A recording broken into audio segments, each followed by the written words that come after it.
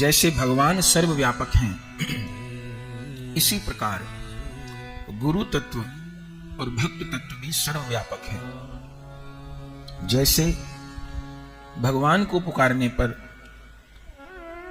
भगवान प्रकट होते हैं भक्त पर कृपा करने के लिए, ऐसे ही गुरुदेव को पुकारने पर वे भी प्रकट होते हैं।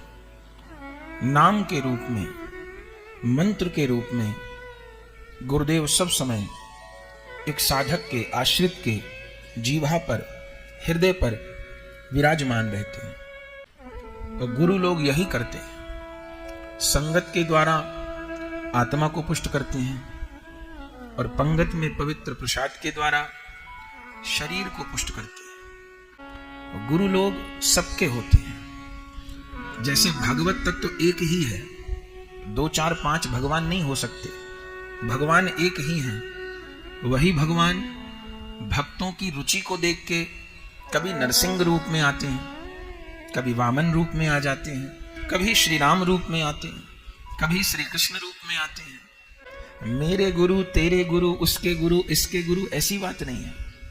जैसे भगवत तत्व तो एक है, वो ठाकुर अनंत रूपों में प्रकट होकर भक्तों को सुख देता है, ऐसे गुरु तत्व भी एक ही है। तत्वतः गुरु एक ही है, लेकिन हम सबका पोषण करने के लिए वो गुरु तत्व भी अनेक रूपों में अवतार लेता है। जहां पर भी जिस भी भगवत स्वरूप को देखें, हमारा ठाकुर इस रूप में बैठ गया, आज कन्हैया ने ये रूप बना लिया, आज उस कन्हैया ने ये रूप बना लिया।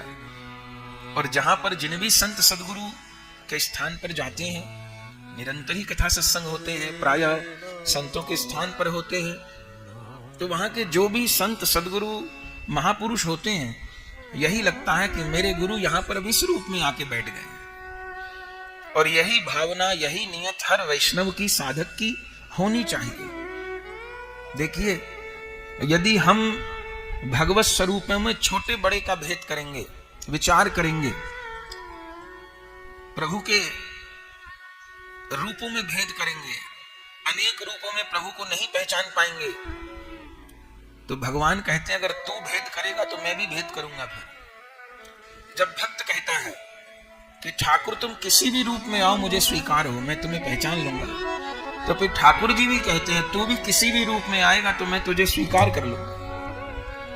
जब भक्त अपने हृदय से भेद को त्याग देता है, तो फिर उस अभेद की अद्वितीय कृपा जीवन में परिलक्षित होती है, परिवर्षित होती है, और साधक धन धन्य होता है।